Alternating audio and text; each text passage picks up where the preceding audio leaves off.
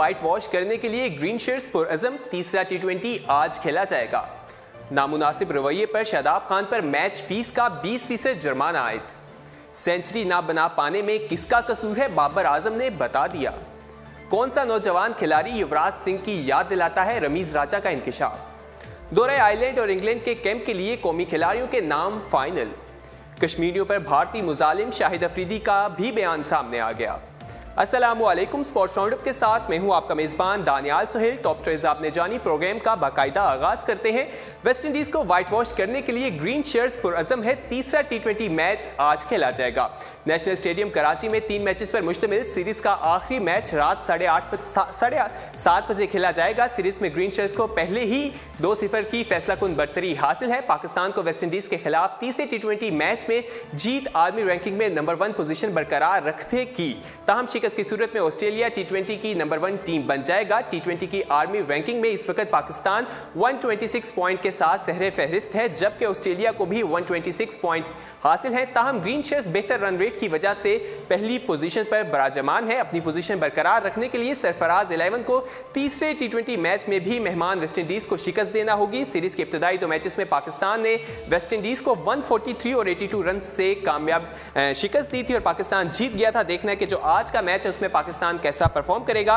पाकिस्तान ने कल बहुत जबरदस्त खेला। बाबर आजम ने कल के मैच में काफी जबरदस्त परफॉर्मेंस दिखाई। बाबर आजम जो है 97 रन बनाकर क्रीज पर मौजूद रहे और पाकिस्तान ने 205 रन का वेस्ट इंडीज को टारगेट दिया था और कहा जा रहा है ये पाकिस्तान की तारीख का T20 की तारीख का पाकिस्तान की सबसे बड़ा टारगेट है। इससे पहले पाकिस्तान ने लास्ट मैच में 203 रन का दिया था और वो उससे ज्यादा था, लेकिन अब पाकिस्तान ने 205 का दिया और कहा जा रहा है ये सबसे ज्यादा टारगेट है। और इसके अलावा आपको ये बताएं कि सरफराज की कप्तानी में पाकिस्तान T20 मैच, कोई भी T20 मैच अब तक हार नहीं पाई। मुसलसल पाकिस्तान अपने T20 मैचेस जीत रही है जब से सरफराज अहमद उसके कप्तान है और ICC की रैंकिंग में भी पाकिस्तान इस टाइम सबसे ऊपर है। अगर आज का मैच भी जीत जाता है तो पाकिस्तान अपनी पहली पोजीशन बरकरार रखेगा, वरना अगर हार की सूरत में ऑस्ट्रेलिया इस पोजीशन पर आ जाएगा। दोनों के पॉइंट्स इस टाइम 126 है, लेकिन पाकिस्तान रन रेट्स के लिहाज से ऊपर है, इस वजह से पाकिस्तान नंबर 1 पर मौजूद है। कल के मैच के हवाले से आपको एक और बताएं, पाकिस्तान ने एक और रिकॉर्ड अपने नाम किया है। 180 प्लस का जो टारगेट है, पाकिस्तान इससे पहले 4 दफा कोई टीम थी जो मुसलसल 180 से ज्यादा का टारगेट दे पाई थी, लेकिन पाकिस्तान छठी बार T20 की तारीख में यह करने में कामयाब हुआ है कि पाकिस्तान मुसलसल छठी दफा पाकिस्तान ने कल के मैच में 180 प्लस टारगेट दिया था दूसरी टीम को, और जो पाकिस्तान के लिए काफी एजाज की बात है। पाकिस्तान T20 में तो हमें काफी जबरदस्त खेलता हुआ दिखाई दे रहा है। वेस्ट इंडीज जो है इस टाइम पाकिस्तान के दौरे पर है और कराची के नेशनल स्टेडियम में मैच खेले जा रहे हैं। शायकीन का जोश जज्बा भी अरूज पर है। कराची में 9 साल के बाद जो है इंटरनेशनल क्रिकेट जो है वापस आई है, तो इस हवाले से काफी पुरजोश थे। कल के जो मैच का मैन ऑफ द मैच थे वो बाबर आजम थे, उन्होंने काफी जबरदस्त खेला। PSL में 2 नए नौजवान लड़के जो PSL के जरिए कौमी टीम का हिस्सा बने हैं जो खेल रहे हैं। तीसरे शाहीन अफरीदी हैं, लेकिन उन्हें भी खिलाया नहीं जा रहा, उन्हें भी कल के मैच में वो खेले नहीं थे। देखना है आज के मैच में क्या वो खेल पाते हैं या नहीं। लेकिन अगर आज के दोनों की बात करें, हुसैन तलत काफी जबरदस्त खेले। हुसैन तलत काफी जबरदस्त खेलते हुए दिखाई दिए। पहले मैच में उन्होंने मैन ऑफ द मैच का रिकॉर्ड भी अपने नाम किया था और काफी रिकॉर्ड्स उन्होंने अपने नाम किए थे। कल के मैच में भी उन्होंने काफी जबरदस्त खेला। कल के मैच में उन्होंने 63 रन बनाए हैं। फखर जमान जो है वो 6 रन बनाकर पवेलियन वापस लौट गए थे। आसिफ अली ने भी कल 14 रन बनाए। आसिफ अली पहले मैच में सिर्फ 1 रन बनाकर पवेलियन वापस लौट गए थे, लेकिन कल उन्होंने 14 रन बनाए हैं। शुएब मलिक ने भी इसी तरह 17 रन बनाए हैं। अगर हम बॉलिंग की तरफ आ जाएं तो कल मोहम्मद आमिर ने 3 विकेटें हासिल की हैं। इसी तरह हुसैन तलत ने भी 2 विकेटें हासिल की हैं और शादाब खान भी 2 विकेटें लेने में कामयाब हुए। हसन अली और नवाज जो है उन्होंने भी 1-1 विकेट हासिल की है। तो कल का मैच जो था काफी जबरदस्त रहा पाकिस्तानियों के लिए। पाकिस्तानियों ने तो काफी एंजॉय किया, तो देखना है क्या करें आज के मैच में क्या होता है। लेकिन आपको यहाँ पर यह बता दें, नामुनासिब रवैये पर शादाब खान पर मैच फीस का 20% जुर्माना भी आयद कर दिया गया है। वेस्ट इंडीज के खिलाफ दूसरे T20 मैच में ICC कोड ऑफ कंडक्ट की खिलाफ वर्जी पर शादाब खान पर मैच फीस का 20% जुर्माना आयद किया गया है। नेशनल स्टेडियम कराची में दूसरे T20 मैच के 9वें ओवर्स में लेग स्पिनर शादाब खान ने मेहमान टीम के बल्लेबाज चेडॉक वॉर्टन को आउट करने के बाद नामुनासिब जुमले कहे और खिलाड़ी की जानिब से उंगली का इशारा भी किया। शादाब खान के रवैये के बाद रिपोर्ट की गई, अंपायर्स ने इस मामले को रिपोर्ट किया, जिसके बाद उन पर 20% जुर्माना जो है आयद कर दिया गया है। और शादाब खान ने इस हवाले से जो अपनी गलती है वो मान भी ली है। उन्होंने कहा उनकी गलती थी, उन्होंने कबूल कर लिया और वो जो जुर्माना आयद करेंगे। दूसरे T20 मैच में वेस्ट इंडीज के बल्लेबाज जो है उन्होंने 40 रन बनाए थे और वो 40 रन बनाकर नुमाया रहे थे। इन्हीं की विकेट लेने पर शादाब खान ने इशारा किया था और कुछ जुमले कहे थे, जिसकी वजह से उन्हें मैच फीस का जो 20% जुर्माना है वो आयद कर दिया गया है। आगे बढ़ते हैं, बात करते हैं बाबर आजम की। बाबर आजम का कहना है कि सेंचुरी ना बनाने पर किसका कसूर था, उन्होंने बता दिया है। कौमी टीम के नौजवान बल्लेबाज का कहना है कि वेस्टइंडीज के खिलाफ दूसरे टी20 मैच में सेंचुरी मुकम्मल ना करना में उनका अपना ही कसूर था। मैन ऑफ द मैच के अवार्ड लेने के बाद मीडिया से गुफ्तगू करते हुए बाबर आजम का कहना था कि टीम मैनेजमेंट ने मुझे पूरी तरह बैटिंग करने की पोजीशन दी, मैं खेल पाता, लेकिन मेरी अपनी ही कसूर था कि मैं वो नहीं कर पाया। फ़खर जमान के साथ बल्लेबाजी का फ़ायदा ये होता है कि वो प्रेशर नहीं पड़ने देते, जिससे मुझे अपना नॉर्मल खेल खेलने में मदद मिलती है, ऐसा कहना था बाबर आजम का। और कल बाबर आजम काफ़ी ज़बरदस्त खेले, 97 रन बनाकर वो क्रीज पर मौजूद रहे, लेकिन वो अपनी सेंचुरी जो है स्कोर नहीं कर पाए थे।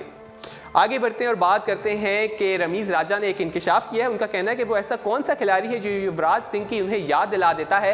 पाकिस्तान के नौजवान खिलाड़ी हुसैन तलत वेस्टइंडीज़ के खिलाफ कौमी स्क्वाड का हिस्सा हैं और आज यानी कि कल जो दूसरा मैच था उसमें भी उन्होंने काफ़ी शानदार कारकर्दगी का मुजाहरा करते हुए 63 रन की इनिंग खेली थी। ग्राउंड में उन्हें इंतहाई शानदार अंदाज में खेलता देखकर रमीज़ राजा ने भी कह दिया कि उन्हें खेलते हुए देखकर उन्हें लगता है कि हुसैन तलत मुझे भारतीय खिलाड़ी युवराज सिंह की याद दिलाते हैं। इसके उनके इस बयान के बाद सोशल मीडिया पर भी काफ़ी इस बयान के बारे में बातचीत की जा रही है। कुछ तो इसको सराह रहे हैं और कुछ इसका मजाक भी बना रहे हैं, देखना है। लेकिन हुसैन तलत जो एक टैलेंट जो सामने आया PSL के जरिए, वो काफ़ी ज़बरदस्त खेले हैं। पहले मैच में उन्हें मैन ऑफ द मैच दिया गया, ये भी उनके लिए एजाज़ की बात है। पाकिस्तान के 3 प्लेयर्स हैं जिन्हें ये अभी तक एजाज़ मिला है, जिसमें हुसैन तलत का नाम भी शामिल हो गया है। उन्होंने अपने डेब्यू मैच में 41 रन बनाए, उसके बाद उन्होंने 3 कैचेस पकड़े और बहुत ज़बरदस्त खेलते हुए वो कल दिखाई दिए थे परसों पहले मैच में। लेकिन कल के मैच में भी वो ज़बरदस्त खेले, उन्होंने 63 रन बनाए थे और इसी तरह वो 2 विकेटें लेने में भी कामयाब हुए थे।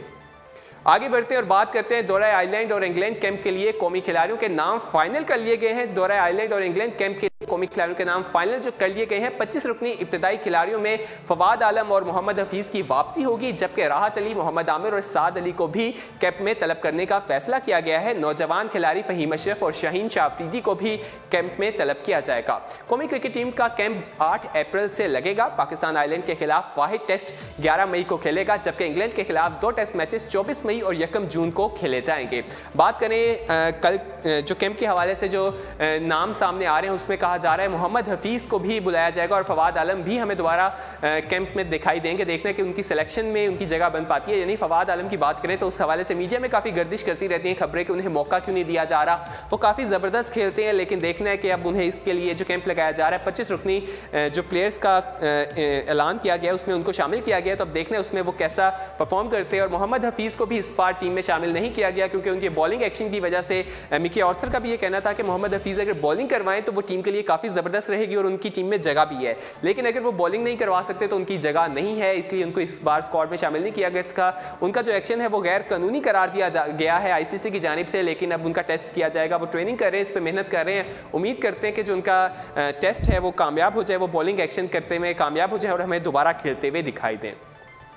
आगे बढ़ते हैं और बात करते हैं शाहिद अफरीदी का। शाहिद अफरीदी की बात करेंगे। शाहिद अफरीदी का एक बयान सामने आया, उन्होंने कहा है कश्मीरियों पर जो जुल्म हो रहे हैं उस हवाले से शाहिद अफरीदी का कहना है कि मकबूजा कश्मीर में नहते कश्मीरियों पर भारतीय मुजालिम के खिलाफ कौमी टीम के साबिक कप्तान शाहिद अफरीदी का बयान भी सामने आ गया है। तफसीलात के मुताबिक मकबूजा कश्मीर में भारतीय फौज गुज़श्ता 2 दिनों से दौरान 19 कश्मीरियों को शहीद कर चुकी है, जिस पर दुनिया भर से शदीद रद्द-ए-अमल सामने आ रहा है। और अब कौमी टीम के साबिक कप्तान शाहिद अफरीदी ने भी कश्मीरी अवाम पर भारतीय मुजालिम की बावजूद आर्मी बरादरी की खामोशी पर सवाल उठाया है। सोशल मीडिया की वेबसाइट ट्विटर पर अपने पैगाम में शाहिद अफरीदी का कहना था कि मकबूजा कश्मीर में तशवीशनाक सूरत हाल देखने में आ रही है। आज़ादी और हक खुदरादियत के लिए आवाज़ उठाने वाले मासूम शहरियों को खाजिब हुकूमत की जानिब से शहीद किया जा रहा है। हैरानी की बात है कि अक़वाम मुत्तहिदा और दीगर बैनुल-अक़वामी इदारे कहाँ गायब हैं। उनका इस हवाले से ट्वीट किया गया और उन्होंने कश्मीर के हवाले से कुछ सवालात उठा दिए। उन्होंने कहा इस हवाले से कोई इक़दाम क्यों नहीं किए जा रहे। कश्मीरियों में 19 कश्मीरी जो है उन्हें शहीद कर दिया गया है। कश्मीर जो है आप जानते हैं कि आज़ादी के लिए अपनी आवाज़ उठा रहा है, तो इस हवाले से जो शाहिद अफरीदी है उनका भी बयान सामने आया। तो देखना है कि कश्मीर के हवाले से कश्मीर को कब अपनी आज़ादी मिलती है और कब वो पाकिस्तान का हिस्सा बनता है और कब अपनी जो अपने वो मुतालबात हैं उनको मनवा पाता है। अक़वाम मुत्तहिदा को इस हवाले से आवाज़ उठानी चाहिए। लेकिन आज के मैच की तरफ वापस आ जाते हैं। जो आज का मैच खेला जाएगा पाकिस्तान और वेस्ट इंडीज़ के दरमियान, आज तीसरा T20 मैच होगा कराची के नेशनल स्टेडियम में। देखना है कि पाकिस्तानी टीम आज कैसा परफॉर्म परफॉर्म करने वाली है। पाकिस्तान अगर जीत जाती है तो पाकिस्तान क्लीन स्वीप कर लेगी। सरफराज अहमद पहले भी कह चुके हैं कि वो क्लीन स्वीप करना चाह रहे हैं। पाकिस्तान जीत जाती है तो आईसीसी की रैंकिंग में नंबर 1 पोजीशन पर बरकरार रहेगी। तो ये तो आज के मैच में ही पता चलेगा। मैच जो है 7:30 बजे खेला जाएगा कराची के नेशनल स्टेडियम में। देखना है वहां पर आज क्या होता है। फिल वक्त के लिए स्पोर्ट्स राउंड अप से इतना ही। अपने मेजबान दानियाल सोहेल को दीजिए इजाजत। मजीद खबरों के लिए विजिट कीजिए हमारी वेबसाइट urdupoint.com। अल्लाह हाफिज।